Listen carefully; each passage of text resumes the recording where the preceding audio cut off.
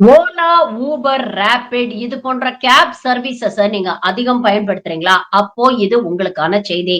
ஒன்றிய அரசு சமீபத்துல புதுசா சில ரூல்ஸ் கொண்டு வந்திருக்கு.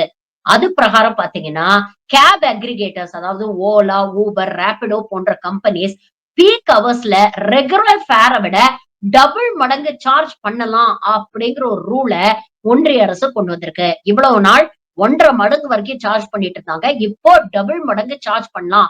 பீக் ஹவர்ஸ்ல அப்படின்னு சொல்லியிருக்கு. இந்த பீக் ஹவர்ஸ யாரு டிட்டர்மின் பண்ணுவாங்க?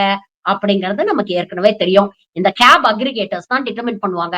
அப்போ அவங்க எத பீக் ஹவர்ன்னு நினைக்கிறாங்களோ, அந்த நேரங்கள்ல உங்ககிட்ட டபுள் த ரேட் வாங்கலாம். அதாவது சாதாரணமா நீங்க ஒரு இடத்துல இருந்து இன்னொரு இடத்துக்கு போறதுக்கு ரூ. 200 ஆகும்னா, பீக் ஹவர்ஸ்ல அத உங்ககிட்ட இருந்து ரூ. 400 வாங்குவாங்க. இது ரெகுலரா ஆபீஸ்க்கு போகக்கூடிய, அதற்காக கேப் பயன்படுத்தக்கூடியவங்களுக்கு ஒரு பெரிய பாதிப்பை ஏற்படுத்தும். அது மட்டும் இல்ல. மின்னல்லாம் நீங்க ரைடு தேவையில்லன்னா அத கேன்சல் பண்ணலாம். ஆனா, இப்போ நீங்க ரைட புக் பண்ணிட்டு அத கேன்சல் பண்ணீங்கன்னா, உங்க ஃபேர்ல 10% உங்ககிட்ட இருந்து வசூலிக்கப்படும். அதாவது 10% ஆஃப் த ஃபேர் நாட் எக்சீடிங் ₹100 உங்க கிட்ட இருந்தும் வசூல் பண்ணப்படும். இது நாள் வரைக்கும் டிரைவர்ஸ் கேன்சல் பண்ணா அவங்க கிட்ட தான் வசூல் பண்ணிட்டு இருந்தாங்க. ஆனா, இப்போ பயன்படுத்தக்கூடிய கஸ்டமர் கேன்சல் பண்ணாலும், கேன்சலேஷன் சார்ஜஸ் நீங்கள் கொடுக்க வேண்டி வரும்.